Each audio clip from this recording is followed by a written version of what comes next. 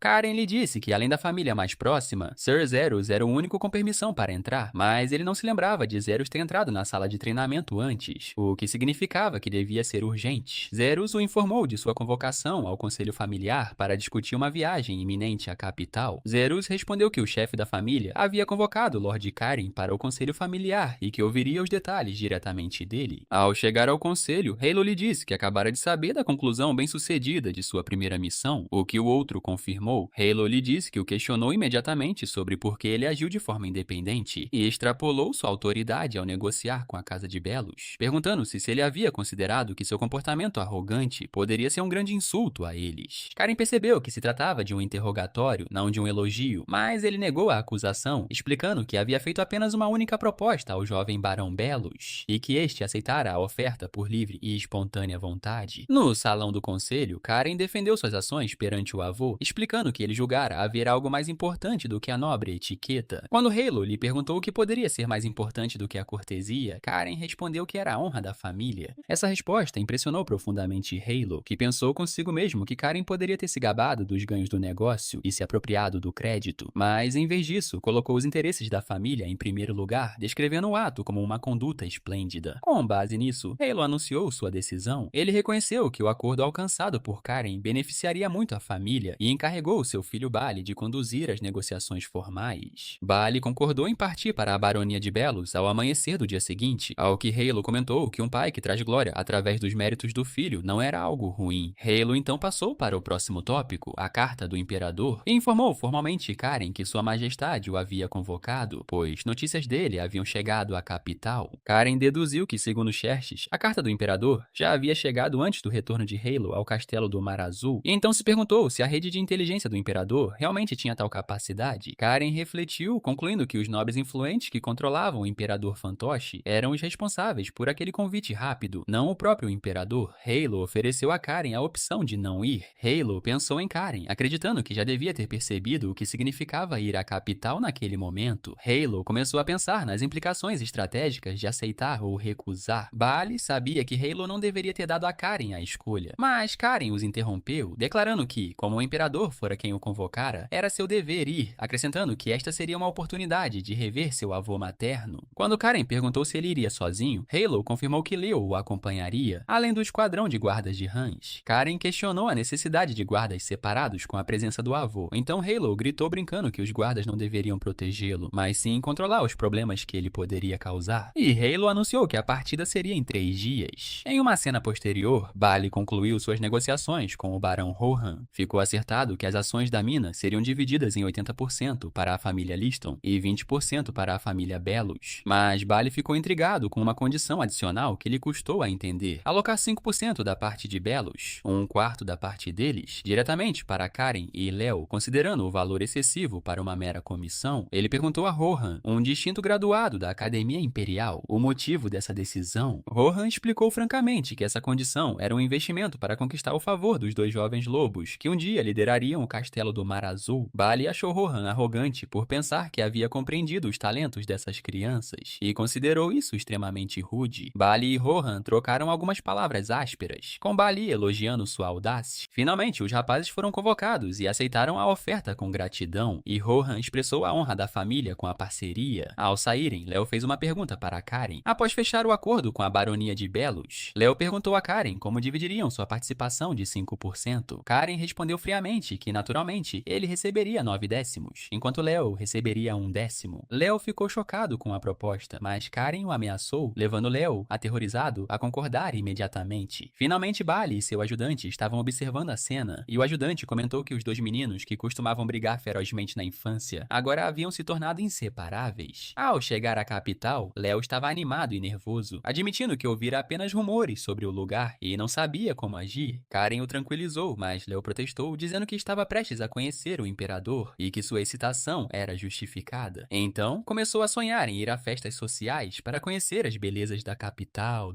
Sabina, que ouvira a conversa, juntou-se a eles e comentou que Dakuz era um lugar interessante, cheio de guerreiros poderosos e que seria uma boa experiência para eles. Ela então pediu taças de vinho para parabenizá-los pela primeira missão e, com sarcasmo de Karen, que apontou a falta de taças de vinho no quarto de um garoto de 13 anos, serviu o vinho em copos d'água. Sabina perguntou a Leo se ele já havia provado o vinho antes, e ele admitiu que Karen já lhe dera um pouco. Sabina ofereceu um copo a Leo, que o aceitou. Sabina ergueu o copo, elogiando o crescimento extraordinário dos dois, e Karen agradeceu a ela como sua professora. Ela então anunciou que os 3 anos que prometera protegê-los haviam terminado, expressando seu pesar por não poder ver os problemas que eles causariam na capital. Leo ficou triste ao saber que ela logo retornaria ao Mar do Norte, e perguntou se isso significava que nunca mais a veriam. Sabina zombou da sensibilidade dele e o aconselhou a não ir a festas com Karen, explicando que a aparência, o talento e a língua doce dela atrairiam toda a atenção. Leo entrou em pânico e pediu a Karen que não atrapalhasse suas chances de casamento, o que levou Karen a chamá-lo de idiota. Karen ordenou que Leo parasse de falar e continuasse bebendo. Mais tarde, no castelo do Mar Azul, Bali informou Hulo sobre a conclusão bem-sucedida das negociações com Belos. Hulo ficou surpreso com o acordo deles em ceder parte de sua parte para Karen e Leo. Bali explicou que a opinião do jovem barão teve forte influência, pois descreveu o acordo como um investimento no futuro. Hulo elogiou a inteligência do jovem barão e considerou que haviam conquistado um aliado confiável. Hulo confiou todos os assuntos relacionados à baronia de Belos a Bali, mas Bali sentiu que havia outro motivo para sua convocação, já que seu pai era mesquinho com elogios. Sua intuição estava correta, pois Hulo revelou que a convocação do imperador para Karen era altamente incomum, visto que ele nunca havia convocado nenhum membro da família além do próprio Hulo. Então Hulo revelou uma observação perturbadora. Durante seu encontro particular com o imperador, ele viu a expressão de medo ainda estampada nos olhos de sua majestade. Hulo continuou a conversa com Bali, explicando que o medo que o imperador sentia por ele o fazia acreditar que havia uma influência externa por trás do convite de Karen. Bali concordou que o assunto parecia politicamente motivado e se perguntou por que Hulo não havia recusado o pedido do imperador naquela situação política complexa. Hulo explicou que não recusou, pois estava curioso sobre a extensão do potencial de Karen. Ele explicou que Karen havia sido escolhido pela espada do ancestral fundador, a guilhotina, o que significava que ele estava destinado a ser o centro da família e, portanto, inevitavelmente enfrentaria inúmeros desafios e perigos de forças externas. Hulo considerou esse convite um teste. Se Karen quisesse carregar o futuro da família em seus ombros, ele deveria ser capaz de suportar tais provações. Hulo então perguntou ao filho, Bali, se ele estava preocupado. Bali ficou profundamente comovido, mas se recompôs e declarou com confiança que acreditava no filho. Hulo ficou surpreso com a resposta, mas sorriu, considerando-a uma resposta maravilhosa. No dia seguinte, Sabina se preparava para retornar ao Mar do Norte. Ziras perguntou se ela ia se despedir dos meninos, mas ela respondeu que não era necessário, pois havia gostado de compartilhar o vinho roubado com eles na noite anterior e que era melhor ir embora em silêncio, pois os meninos estavam ocupados se preparando para a viagem. Eles se despediram e Ziras prometeu providenciar mais vinho para a próxima visita. Antes de partir, Sabina trocou um olhar silencioso com Karen, que a observava da janela. Então ela se retirou, despedindo-se dele até o próximo encontro. Karen pensou que o Mar do Norte era como um lar para ele. Ele pensou em encontrar comida e vinho enquanto esperava. Não imaginava que Sabina fosse embora tão cedo. Assim que Sabina fosse embora, Karen imaginou que seus tios começariam a agir como se o destino estivesse respondendo aos seus pensamentos. Seu tio, Tylos, apareceu de repente atrás dele, assustando. Na estação de trem, criados carregavam a bagagem dos jovens. Leo se perguntou o motivo de toda aquela confusão e Heinrich explicou que era normal, pois eles iriam encontrar o imperador como representantes de sua família. Karen reclamou sobre o esquadrão de Hans estar com eles, e Ziras explicou que o propósito deles era protegê-los, mas Hans respondeu rudemente que o objetivo era garantir que eles não causassem problemas. Antes de partir, Tylos visitou Karen em seu quarto. Depois de se cumprimentarem, Tylos confirmou que tinha ouvido falar de sua viagem à capital e disse que tinha um pedido para ele. Tylos pediu a Karen que não agisse na capital da mesma forma que age no castelo do Mar Azul. Karen concordou, mas percebeu que seu tio estava admitindo abertamente que o estivera observando durante todo esse tempo. Tylos o avisou que a capital estava cheia de inimigos à espreita de uma oportunidade para derrubar sua família e que, se Karen lhes desse qualquer pretexto, ele o puniria pessoalmente com severidade. Assim que Tylos saiu, a expressão de Karen mudou. Ele zombou da ameaça do tio, percebendo que ele estava tentando pressioná-lo com sua posição de primogênito, e jurou a si mesmo que viraria o jogo na cara do tio arrogante. Na estação de trem, os preparativos para a partida estavam completos. Karen estava discutindo com Hans quando Orra, o ex-bandido, aproximou-se deles e agradeceu por lhe dar outra chance. Karen respondeu friamente e em seguida brincou cruelmente, dizendo que só o levaria à capital para jogá-lo em sua prisão brutal, lembrando-o de não relaxar. Orra implorou a Karen que não o abandonasse, ao que Karen respondeu que veriam como ele se comportaria. Zeros deu aos meninos um último conselho, dizendo-lhes para não causarem problemas e retornarem em segurança. Quando o trem estava prestes a partir, Bali correu para a plataforma para se despedir do filho. Explicou que viera porque queria vê-lo novamente antes de partir e disse-lhe que seu avô materno também estava ansioso por sua chegada. Bali abraçou o filho, pedindo-lhe que voltasse em segurança e tentasse minimizar os problemas, o que fez Karen rir. Após a partida do trem, enquanto Tiles estava em seu escritório, recebeu a informação de que seu segundo filho, a esposa de Rafael, estava tramando algo na capital, mas decidiu não tomar nenhuma providência por enquanto. No trem, Karen perguntou a Hans sobre a duração da viagem, e ele respondeu que leva cerca de 6 horas pelo território autônomo de Theba. Eles conversaram sobre Theba, a cidade em comum onde os plebeus elegem diretamente seu prefeito e onde o comércio e a indústria florescem mais do que a agricultura, fazendo do dinheiro a base do status. Hans explicou que a influência deles no império vem de sua vasta capital, mas eles são monitorados de perto por outros senhores provinciais. Karen explicou que percebeu que alguns cidadãos da província às vezes fogem da tirania de senhores corruptos para regiões autônomas. Hans acrescentou que a região era amiga do Castelo do Mar Azul e frequentemente confiava tarefas importantes aos seus cavaleiros. Quando os garotos expressaram o desejo de visitar a cidade secretamente mais tarde, Karen de repente sentiu algo estranho quando sua espada começou a reagir a uma presença desconhecida. Karen de repente sentiu uma reação estranha em sua espada e percebeu que isso significava que a espada estava pressentindo um perigo iminente. Inicialmente, ele se perguntou se um de seus tios, Tiles ou Rafael, havia colocado alguém entre os acompanhantes para atacá-lo, mas rapidamente descartou a ideia, percebendo que eles não eram tolos o suficiente para tal movimento. Leo notou o estado estranho de Karen e chamou seu nome, enquanto Karen concluiu que a ameaça devia vir de fora. Urgentemente, Karen ordenou que Hans contatasse o território autônomo de Theba imediatamente. Enquanto Hans se perguntava o motivo daquela ordem repentina, Karen gritou que não havia tempo para explicações e ordenou que ele avisasse os outros vagões para se prepararem para um ataque iminente. O atordoado Hans obedeceu imediatamente, repassando o aviso a todos os acompanhantes, que acusaram o recebimento e se prepararam para o ataque. Enquanto isso, Karen refletia sobre a natureza daquela ameaça externa, imaginando como alguém poderia atacar um trem em movimento. Não muito longe da linha do trem, um grupo de agressores mascarados se preparava para executar seu plano. Seu líder anunciou que a hora havia chegado e seus homens começaram a se movimentar rapidamente. À medida que o trem se aproximava, eles se apressaram para colocar barris explosivos com um fusível na ferrovia. Ao terminar, um deles acendeu o pavio enquanto o líder alertava a todos para se prepararem para a explosão. O trem colidiu com os barris, resultando em uma enorme explosão que descarrilou e destruiu o trem. Enquanto isso, no território autônomo de Theba, o prefeito presidia uma reunião barulhenta. Os participantes trocavam acusações em voz alta, com alguns acusando outros de lavagem de dinheiro e de que o Serviço Nacional de Impostos os estava perseguindo vigorosamente, enquanto outros se defendiam acusando a outra parte dos mesmos crimes. A discussão se intensificou e alguém exigiu que o prefeito punisse seus oponentes, a quem chamou de criminosos. O prefeito lamentou não ter comparecido à reunião, pensando consigo mesmo que deveria ter se aposentado após servir como ministro das Finanças, lamentando que a cidade tivesse se transformado em uma arena caótica e em uma luta constante entre as guildas nobres e plebeias. Um assessor interrompeu a reunião com um recado urgente para o prefeito, que lhe permitiu se aproximar após dispensar os participantes que discutiam. Um dos presentes perguntou se a notícia era sobre a investigação tributária, mas o prefeito respondeu calmamente, acendendo um cigarro, que aquela investigação insignificante não tinha mais importância. Quando perguntado se a investigação havia sido cancelada, ele respondeu que não, dizendo que a investigação poderia ir para o inferno. Ele então revelou a notícia chocante. 5 minutos antes, o trem que seguia para a capital, vindo do território da família Liston, havia explodido e os 2 netos do grão-duque estavam a bordo. O homem ficou atordoado e o prefeito explicou calmamente que o significado daquele incidente era que todos estavam praticamente mortos. De volta ao local do acidente, Karen se levantou dos destroços. Hans, preocupado, perguntou se ele estava ferido e Karen respondeu que eram apenas arranhões leves. Hans imediatamente solicitou um relatório de status e a resposta foi que, das 11 pessoas, havia um ferimento grave, alguém chamado Del, e 2 ferimentos leves. Então chegou o outro relatório do esquadrão de Orra, relatando 2 mortes entre seus membros. Karen observou que a situação devia ser muito grave, já que um membro de baixa patente como Orra estava dando o relatório. Karen perguntou a Hans sobre sua localização atual, e Hans respondeu que estavam a cerca de 10 quilômetros do território autônomo de Theba. Hans explicou que o território já havia sido contatado antes mesmo que os dois jovens acordassem, e que a ajuda deveria estar a caminho. Hans então instou Karen e Léo a fugirem o mais longe possível, assegurando-lhes que seu esquadrão lhes daria tempo. Mas a espada de Karen, a guilhotina, reagiu novamente, e ele percebeu que não estavam sozinhos, e que uma emboscada os aguardava. Karen rejeitou a sugestão de Hans de fugir, desculpando-se, e dizendo que não era possível. Quando Hans perguntou o motivo, Karen explicou que aqueles atacantes haviam destruído a ferrovia preciosa do Imperador, o que era nada menos que um ato de rebelião. Ele se perguntou até onde conseguiriam fugir de pessoas com tamanha audácia. Ele então se virou para Léo e perguntou se ainda podia lutar, ao que Léo concordou entusiasticamente. Karen concluiu que só restava uma opção. Enquanto um dos atacantes mascarados cambaleava com um golpe surpresa, Karen apareceu atrás dele com um sorriso confiante. Karen declarou que todos deveriam ser mortos e iniciou o ataque. O líder dos atacantes notou que o número de defensores era maior do que ele esperava. Então, Hans ordenou que o segundo esquadrão descesse dos carros e formasse uma linha defensiva para proteger os jovens mestres. Hans informou a Karen que todos os atacantes inimigos tinham pelo menos 3 estrelas, enquanto Karen notou que seu líder parado na linha de frente exalava a aura de um guerreiro 6 estrelas. O líder o chamou pelo nome, Karen Lesten, e ordenou que ele largasse a arma e se rendesse. Karen notou que a voz do líder havia sido magicamente alterada, e então o líder se ofereceu para deixar os cavaleiros e servos viverem em paz se ele cooperasse em silêncio. A partir dessa oferta, Karen deduziu e disse a Hans que o objetivo do agressor era capturá-lo vivo. Ele perguntou se ele entendia o que isso significava. Hans entendeu o que Karen estava insinuando e implorou que ele não fizesse isso. Mas Karen gritou, perguntando-se por que ele o estava impedindo, e declarou que, como não podiam matá-lo, significava que ele era quem poderia matá-los. Léo suspirou diante da imprudência do primo, enquanto Hans ordenava que todos os esquadrões se engajassem para proteger os dois jovens mestres. Uma batalha feroz eclodiu, com os cavaleiros Lesten formando um círculo defensivo ao redor dos dois jovens, que lutavam ferozmente contra os atacantes. O confronto entre os cavaleiros e os mascarados se intensificou, e a batalha entre eles se intensificou. Karen atacava os mascarados, movendo-se entre eles um por um. Karen zombou da hesitação do agressor em se aproximar e se ofereceu para ir até eles. Diante disso, o líder ordenou que seus homens recuassem, declarando que ele mesmo lidaria com Karen. Karen comentou que o chefe finalmente havia decidido aparecer, mas Hans se colocou na frente dele, dizendo-lhe para recuar porque o oponente era muito perigoso. O líder zombou de Hans, chamando-o de Cavaleiro do Mar, e correu para a morte. Hans respondeu desafiadoramente que eles veriam quem morreria e avançou contra ele, soltando um grito de guerra. O confronto entre Hans e o líder mascarado começou. O líder lançou um ataque feroz, mas Hans conseguiu bloqueá-lo com dificuldade, surpreso com sua capacidade de desviar de um golpe tão poderoso. Através dos movimentos de luta do líder, Hans percebeu sua identidade, questionando se ele seria o cavaleiro de 6 estrelas do sultanato de Bavar, Sion Hakimi. Hans ficou confuso sobre o porquê de um cavaleiro do sultanato de Bavar estar no território do Império, especialmente com um pacto de não agressão entre os dois países. Ele também se perguntou por que estava mirando especificamente na família Lesten, já que não havia animosidade significativa entre o ducado e o sultanato. Apesar da confusão, Hans decidiu que descobriria a verdade por si mesmo, sentindo-se confiante porque a maré da batalha estava virando a seu favor, já que os dois jovens mestres também lutavam bem. Mas, em um momento de distração, Hakimi aproveitou a oportunidade e desferiu um golpe poderoso em Hans. Hakimi zombou de Hans por deixar seu foco vacilar, apontando que a formação de seus cavaleiros já havia desmoronado. Hans retrucou com raiva enquanto reunia forças, mas Hakimi o atacou novamente, dizendo que resistir era inútil e oferecendo-lhe a rendição. Hakimi olhou ao redor e viu que seus cavaleiros já haviam sido derrotados e que sua formação havia se desintegrado. Hans ofereceu a Hakimi e seus homens a chance de se renderem, assegurando-lhes que garantiria suas vidas e questionando-os sobre o sentido de morrer em terra estrangeira. Hakimi recusou, declarando que simplesmente cumpriria sua missão. De repente, ele liberou seu poder violentamente, fazendo com que a mana em seu corpo recuasse. Hans percebeu que Hakimi não temia a morte e que essa atitude imprudente colocaria os dois jovens mestres em perigo. Hans sentiu que não tinha escolha, a não ser igualar a imprudência do oponente e liberar todo o seu poder para enfrentá-lo. Naquele momento crucial, ouviu-se a voz de Karin expressando sua decepção com Hans. Karin apareceu de repente, lembrando a Hans que sua principal missão era impedi-lo de causar problemas. Ele então perguntou sarcasticamente se ele já estava prestes a se render. Hakimi se virou para Karin, que orgulhosamente confirmou sua identidade, declarando ser Karen Lesten. Em um movimento rápido, Karin investiu contra Hakimi e o derrotou com um único golpe fatal. Quando Hakimi estava prestes a dar seu último suspiro, chamou Karin de monstro. Karin agradeceu friamente o elogio, mas de repente ele percebeu que sua espada, a guilhotina, vibrava novamente. Karin percebeu que isso significava que o perigo ainda não havia passado e acusou o moribundo Hakimi Hakimi de ter um último truque. Hakimi respondeu que não sentia nenhum arrependimento por Karin e ofereceu-lhe um pedido de desculpas enigmático quando uma energia explosiva começou a envolver seu corpo. Karin ficou chocada e naquele momento Hans gritou, ordenando a todos os cavaleiros que protegessem Lord Leo, que estava atordoado no meio da batalha. Sem hesitar, Hans se jogou na frente de Karin para protegê-lo da explosão iminente. Karin gritou perguntando o que estava acontecendo e Hans lhe contou que Hakimi havia usado um feitiço de autodestruição. Quando a explosão começou, Hans pediu desculpas a Karin, considerando que o ocorrido se devia à sua própria incompetência. Em seus momentos finais, Hans, moribundo, implorou a Karin que salvasse sua vida. Seguiu-se uma enorme explosão, devastando a área circundante. Em meio ao caos, Karin ouviu uma voz misteriosa repreendendo o humano tolo que ousou despertá-la. A voz anunciou que, como havia provado o sangue de cavaleiros pela primeira vez em algum tempo, faria a sua parte, aconselhando Karin a fechar os olhos com força para que seus globos oculares não explodissem. Depois que a fumaça se dissipou, Karin encontrou Hans inconsciente no chão e tentou acordá-lo. Hans acordou furioso, repreendendo Karin por sua indiferença após se sacrificar para protegê-lo. Karin retrucou friamente, perguntando quem havia pedido para que ele fosse salvo daquela maneira. Outra voz vinda da espada de Karin os interrompeu, zombando deles e dizendo que se não fosse por ela, Karin não teria sobrevivido e que ele deveria ter agradecido. Karin ficou chocado ao perceber que sua espada estava falando. Ele olhou ao redor para a imensa destruição causada pela explosão e se perguntou o que teria acontecido. Karin perguntou à espada se era uma espada do ego, um tipo de espada feita com as almas de ferreiros loucos. A espada ficou furiosa com a comparação e ameaçou cortar o pescoço de Karin se ele repetisse a mesma coisa. Karin se perguntou por que ela o salvara, se pretendia matá-lo por algo tão trivial. A espada explicou, furiosa, que havia usado todo o mana armazenado para salvá-lo da explosão, e se não fosse por isso, já teria cortado seu pescoço. A espada então reclamou de exaustão e se perguntou se havia outra maneira de absorver mana, além de lutar contra inimigos, sugerindo que também poderia absorver mana do sangue de Karin. Karin concluiu que, como a espada ansiava pelo sangue de seu mestre, devia ser uma espada demoníaca. Naquele momento, um grupo de cavaleiros chegou. Seu comandante se apresentou como Hayley, comandante das forças de autodefesa de Theba. Han deu um passo à frente e se apresentou a Hayley. Enquanto conversavam, Karin embainhou sua espada. A espada reclamou que não conseguia falar enquanto estava lá dentro, ao que Karin respondeu que era maravilhoso e disse para ela dormir em paz. Hayley reconheceu Karin como neta do grão-duque Hallow e expressou a total responsabilidade de sua região pelo lamentável incidente. E explicou que viera a mando do prefeito para escoltar os membros da família ducal para um local seguro. Karin concordou e pediu-lhe que cuidasse dos muitos feridos. Enquanto viajava na carruagem, Hans perguntou a Karin se ele tinha certeza de que não queria retornar ao castelo do Mar Azul, ressaltando que o perigo poderia não ter acabado e que as investigações no local levariam tempo. Karin tranquilizou Hans e disse que já havia contatado Sir Zerus e que não havia necessidade de se preocupar excessivamente. Ele então mudou de assunto, perguntando a Hans se ele sabia a identidade do homem que se explodiu. Hans respondeu que o homem era Sweeney Hakimi, um cavaleiro de 6 estrelas do sultanato de Bavar. Karin começou a refletir sobre a gravidade da situação, questionando-se se o pacto de não agressão que seu avô havia assinado pessoalmente com o sultanato estaria agora em perigo. Leo admitiu que a relação entre o império e o sultanato vinha se deteriorando, mas ainda não havia chegado a um ponto que justificasse tal ataque. Karin concluiu que a ação de Hakimi por si só era justificativa suficiente para declarar guerra. Na carruagem, Karin notou Leo olhando para as mãos manchadas de sangue em estado de choque. Leo admitiu não ter ouvido o que Karin disse antes, perguntando-se confuso por que suas mãos tremiam. Karin explicou que sua reação era normal, pois era a primeira vez que matava alguém e se acostumar a tirar vidas é difícil, mas disse a Leo que precisava superar esse sentimento, pois essa é a natureza da vida. Pouco depois, um guarda anunciou que eles logo chegariam ao território autônomo de Theba. Ao entrar na cidade, Karin olhou pela janela e comentou consigo mesmo sobre como seus prédios eram suntuosos e luxuosos. O prefeito os recebeu calorosamente, dando-lhes as boas-vindas ao território de Theba. Expressou alívio pela chegada em segurança e prometeu que sua região faria o máximo para descobrir o mentor do incidente, além de prometer total cooperação com a investigação da família Listein. Karin o interrompeu, assegurando ao prefeito que sabiam que o território de Theba não estava envolvido no ataque, o que deixou o prefeito visivelmente aliviado. Hans comentou que o prefeito havia mudado muito desde que era ministro das Finanças, ao que o prefeito respondeu lamentando ter aceitado o cargo de prefeito condenado. Em seguida, pediu desculpas pelo discurso informal na frente do neto do duque. Karin pediu que ele falasse com tranquilidade, pois as formalidades com os mais velhos o incomodavam. O prefeito hesitou a princípio, dizendo que não podia falar informalmente com um membro de uma grande linhagem ducal, mas logo aceitou graciosamente a oferta de Karin, corrigindo-se depois de chamá-lo acidentalmente somente pelo primeiro nome. Para mudar o clima, o prefeito sugeriu que se mudassem para outro lugar para continuar a conversa. Em uma sala reservada, Karin começou a questionar o prefeito, apontando que os agressores haviam usado explosivos, e não mana, para destruir a ferrovia. Ele explicou que os explosivos só podem ser obtidos por meio da administração de suprimentos militares, que é estritamente controlada pelo Império, tornando quase impossível contrabandeá-los de dentro. Karin então propôs sua teoria, questionando se os explosivos teriam sido contrabandeados de fora do Império, especificamente do Sultanato de Bavar. Ele lembrou ao prefeito que o Império e o Sultanato eram os únicos capazes de fabricar explosivos de alta qualidade, e insinuou que a situação seria constrangedora para o prefeito se comerciantes de Teba estivessem envolvidos em tal contrabando. O prefeito ficou chocado com a precisão da dedução de Karin, percebeu que se não concordasse com a teoria de Karin, poderia ser visto como cúmplice, então foi forçado a admitir que a probabilidade de contrabando era alta. Em seu íntimo, o prefeito amaldiçoou os contrabandistas idiotas que o haviam colocado naquela situação difícil. Nesse momento, Karin pediu que ele se lembrasse de uma coisa, que os Cavaleiros Lobo do Mar e os membros do Castelo do Mar Azul foram prejudicados naquele incidente. O prefeito percebeu que estava sendo encurralado, que a família Listein era conhecida por retribuir favores 10 vezes mais e dívidas 100 vezes mais, e que ele estaria acabado se não cooperasse. Tentando mudar de assunto, o prefeito perguntou a Karin sobre o bem-estar de seu pai, alegando conhecê-lo bem e até mesmo ter relações próximas com o avô materno de Karin, Sir Gale. Karin sorriu sarcasticamente, notando que a repentina menção de nomes pelo prefeito provava que ele era um político de verdade. Naquele momento, um assessor entrou na sala com uma mensagem urgente da capital. O prefeito pensou já saber o conteúdo, que a Guarda Imperial havia partido, mas o assessor esclareceu que não era apenas a Guarda Imperial. O próprio comissário da Receita Federal havia partido à frente da primeira divisão especial, rumo a Teba. O assessor revelou que o comissário era Gale Barretton, o homem conhecido pelo apelido de Rei Demônio. Ao ouvir o nome Gale, o prefeito ficou chocado e se perguntou se o próprio Sir Gale teria vindo. Virou-se para Karin e perguntou se ele havia previsto isso. Karin respondeu afirmativamente, explicando que seu avô materno se importava tanto com ele que largaria tudo para salvar o neto se ele estivesse em perigo. Naquela noite, as forças da primeira divisão especial da Receita Federal chegaram ao território de Teba, espalhando uma atmosfera de tensão nas ruas movimentadas da cidade. O comissário Gale Barretton os liderava com uma expressão severa que não era um bom presságio. Em outro lugar, o grão-duque Hallow observava a cena, recém-chegado. Seu assistente comentou que sua chegada foi rápida, ao que Hallow respondeu que se tratava de seu neto. Enquanto isso, os mercadores de Teba estavam furiosos e confusos. Eles ficaram surpresos com a decisão de conduzir uma investigação fiscal repentina naquela mesma noite, sem lhes dar tempo para se prepararem, e reclamaram que a infame primeira divisão especial estaria conduzindo a investigação. No salão de reuniões, o prefeito tentava acalmá-los quando Karin e seu grupo entraram. Um dos comerciantes seniores apoiou a posição do prefeito, enfatizando a gravidade da situação. Karin dirigiu-se aos mercadores reunidos, explicando-lhes a magnitude do desastre que enfrentavam. Lembrou-lhes que não apenas a ferrovia do imperador fora destruída, mas também o neto do grão-duque e membros do Castelo do Mar Azul haviam sido atacados. Acrescentou que o ataque foi realizado com explosivos presumivelmente contrabandeados pelas guildas comerciais do território de Teba, e então perguntou-lhes se agora entendiam a gravidade de sua situação. Os comerciantes ficaram atônitos e tentaram recuar, alegando que estavam apenas pedindo mais tempo para se preparar. Karin perguntou o nome do comerciante que estava falando, e ele se apresentou como Visconde Homer, do grupo comercial Homer. Karin respondeu calmamente que entregaria pessoalmente o nome do Visconde ao seu avô no Serviço Nacional de Impostos. O Visconde ficou apavorado e implorou a Karin que reconsiderasse, admitindo que havia falado precipitadamente. Naquele momento, foi anunciada a chegada da primeira divisão especial e do comissário. Gale e seus homens entraram, e ele anunciou o início imediato da investigação fiscal sobre todos os grupos comerciais. Ele explicou que o serviço fiscal havia recebido relatos de riqueza acumulada por meio de contrabando e sonegação de impostos, e que o próprio imperador havia ordenado uma investigação completa, exigindo a total cooperação de todos. Léo sussurrou para Hans, perguntando se a primeira divisão especial era realmente tão assustadora. Hans explicou que essa divisão lida com mercadores e nobres de alto escalão, e devido ao poder de seus oponentes, eles podem até mobilizar a Guarda Imperial, confirmando que eram realmente assustadores. Depois disso, Gale se aproximou de Karin e o cumprimentou calorosamente, comentando que 3 anos haviam se passado desde o último encontro. Mais tarde, Gale e Karin conversaram em particular. Gale perguntou ao neto se ele estava realmente bem, e Karin garantiu que sim. Ele então perguntou se suspeitava de alguém, o que Karin negou. Quando Gale levantou a possibilidade de ser um assunto interno da família, Karin descartou a ideia, dizendo que se seus tios fossem os autores, não teriam deixado nenhum vestígio. Ele explicou que os culpados pelo incidente deixaram rastros deliberadamente, como se quisessem dar a impressão de que era obra do sultanato de Bavar, Gale perguntou ao neto se ele pretendia encontrar e punir os culpados pessoalmente, mas aconselhou-o a não fazê-lo, lembrando-o de que o mundo é vasto e cheio de pessoas poderosas e que perigos ainda espreitam naquele lugar. Ordenou-lhe que ficasse quieto por enquanto e que partiriam para a capital na manhã seguinte, sob as ordens do imperador. Assegurou-lhe que os adultos cuidariam do assunto. Karin concordou com um sorriso, prometendo manter a calma, mas enquanto Gale se afastava, pensou consigo mesmo que haveria uma queda de energia e percebeu que Karin jamais pretendeu cumprir sua promessa. Naquela noite, na residência de alguém chamado Owen, houve um burburinho enquanto uma carruagem era carregada às pressas. Da carruagem, sua esposa perguntou se ele os acompanharia. Ele a tranquilizou, dizendo que os seguiria em breve, e ordenou que a carruagem partisse. Enquanto a carruagem se afastava, com sua família chamando, Owen os observou partir, pensando que havia mandado sua família embora primeiro, e depois amaldiçoou a situação em que se encontrava. Em outro lugar da cidade, o grão-duque Hulo observava de um telhado. Um de seus homens o informou que seus alvos haviam começado a se mover, então Hulo ordenou que a limpeza prosseguisse rapidamente e sem erros. Enquanto isso, Karin estava em seu quarto, afiando sua espada no meio da noite. Sir Xerxes, que acabara de chegar, o interrompeu, perguntando se ele planejava causar problemas novamente. Karin mencionou que ouvira dizer que o comissário Gale o proibira de sair e perguntou a Xerxes se ele também planejava impedi-lo. Xerxes explicou que viera apenas entregar uma ordem do chefe da família, o grão-duque Hulo. Xerxes recitou oficialmente a ordem para Karin Lystain, neto mais novo da família Lystain. Ao receber esta ordem, vocês devem encontrar os culpados imediatamente e cobrar o preço de sangue pelos mortos. Ele concluiu a ordem, instruindo Karin a mostrar-lhes claramente o significado da lei do Castelo do Mar Azul. Karin sorriu maliciosamente ao ouvir a ordem e declarou sua obediência à ordem do chefe da família. Xerxes comentou que certamente seria uma longa noite. Mais tarde, Karin e Leo vagavam disfarçados pelos distritos orientais de Teba. Leo resmungava, perguntando-se por que precisava desempenhar o papel de servo e ir para um lugar onde os negócios ilegais eram desenfreados. Karin explicou que se dois jovens nobres vagassem por aquele lugar sem escolta, isso levantaria suspeitas desnecessárias. Embora Leo entendesse a lógica, continuou a reclamar sobre ser ele quem estava bancando o servo. Karin silenciou Leo, dizendo-lhe que estavam perto do lugar que Xerxes mencionara. Leo estava nervoso, comentando que o lugar parecia sombrio e impróprio para jovens mestres. Karin zombou dele e se ofereceu para deixá-lo voltar se estivesse com medo. De repente, uma pessoa apareceu diante deles e perguntou por que estavam ali. Karin se adiantou e o cumprimentou, explicando que ele fora enviado por Xerxes. O homem os recebeu, dizendo que era uma honra servir aos jovens mestres. O homem revelou seu rosto e se apresentou como Júlio, sugerindo que se mudassem para um abrigo seguro que havia sido preparado para eles. Dentro do esconderijo, Júlio explicou que o local estava equipado com dispositivos anti-espionagem para que pudessem falar livremente. Karin, moradora de Teba, perguntou-lhe como ele se tornara informante da família Lystane. Júlio respondeu que estava retribuindo uma gentileza que Xerxes lhe demonstrara quando criança. Karin foi direto ao ponto, dizendo que eles tinham informações de que alguém estava planejando atacar a família Lystane, contrabandeando explosivos e explorando informações sobre sua viagem à capital. Karin perguntou a Júlio se ele sabia a identidade do culpado, e Júlio respondeu que sim. Ele explicou que, com base nas informações que havia coletado, havia apenas dois grupos comerciais no mercado negro que lidavam com explosivos. Eram o Grupo Kerr e o Grupo Caligo, mas ele acrescentou que o Grupo Kerr estava em processo de retirada do mercado negro. Karin perguntou sobre a natureza do Grupo Caligo, e Júlio lhe disse que era um grupo composto por ex-escravos que aceitariam qualquer trabalho, desde que fosse lucrativo. Júlio então revelou uma informação crucial. Ele havia recebido a notícia de que membros do Grupo Caligo haviam deixado a cidade mais cedo naquele dia, o que chocou Karin. Júlio reconheceu que a saída do Grupo Caligo, ao mesmo tempo que o ataque os deixou bastante desconfiados. Karin começou a analisar as opções disponíveis. O Grupo Kerr, que estava se retirando do mercado negro, e o Grupo Caligo, composto por ex-escravos que não recusariam qualquer trabalho lucrativo. Leo ressaltou que não havia tempo suficiente para investigar os dois grupos e perguntou sobre o próximo destino. Karin sorriu, dizendo que a resposta era óbvia. Pessoas sem nada a perder são sempre as mais imprudentes. Por isso decidiram ir para Caligo, e Júlio prometeu levá-los ao mercado negro. Enquanto isso, o prefeito Glynn conversava com o comissário Gale. Glynn perguntou a Gale se ele realmente se sentiria confortável em deixar Karin agir por conta própria. Gale respondeu que seu genro, o grão-duque Hallow, havia lhe enviado uma carta pessoal implorando. Então ele não tinha outra escolha, acrescentando que lobos têm sua própria maneira de lidar com lobos. Gale então revelou que a própria Karin havia lhe pedido um favor, que inventasse qualquer desculpa possível para atrasá-lo e mantê-lo fora de seu caminho. Apesar de impressionado com a audácia do neto, Glynn expressou sua preocupação, observando que Karin tinha apenas 13 anos. Gale descartou essas preocupações, afirmando afirmando que Karen já havia provado sua habilidade e que, para gênios, idade é apenas um número. Mas Glenn insistiu que Teba era um lugar onde o perigo poderia atacar a qualquer momento e que alguns grupos comerciais locais estavam subornando políticos na capital para expandir sua influência. Ele acrescentou que, embora o Duque Hallow tenha optado por permanecer na fronteira, as poderosas famílias nobres da capital observavam de perto a família Lestane, e Teba estava cheia de pessoas dispostas a fazer qualquer coisa para conquistar seu favor. Gale explicou que essa era a razão pela qual o imperador interviera nos assuntos de Teba, para impedir que o império fosse governado por aqueles que agem apenas em benefício próprio. Gale então soltou uma bomba. Sir Mason estava em Teba. Glynn ficou chocado, imaginando se ele se referia ao escudo inquebrável Mason, o 8 estrelas. De volta com Karen e seu grupo, eles finalmente chegaram à entrada do mercado negro de Caligo. Júlio confirmou que aquela era a única entrada e explicou que, em emergências, ela poderia ser selada por dentro, um fato que Karen comentou ser brutal. Enquanto se preparavam para descer, encontraram o caminho bloqueado por guardas que haviam agarrado e amarrado Júlio. Um dos guardas informou a Júlio que eles não estavam recebendo clientes naquele dia, por ordem do chefe, e ordenou que retornassem. Quando Júlio perguntou o motivo, o guarda alegou que não sabia e pediu educadamente que se retirassem. Como continuaram a fazer perguntas, o guarda desembainhou a espada ameaçadoramente. Karen desafiou o guarda friamente, convidando-o a tentar a sorte e desembainhar a espada para ver o que aconteceria. O guarda hesitou, enquanto Júlio implorava para que Karen se acalmasse. Com isso, Karen se virou para Léo, que estava disfarçado de Orra, e ordenou que ele iniciasse o plano B. Léo ficou confuso e chocado, pensando consigo mesmo que eles nunca tiveram um plano B em primeiro lugar.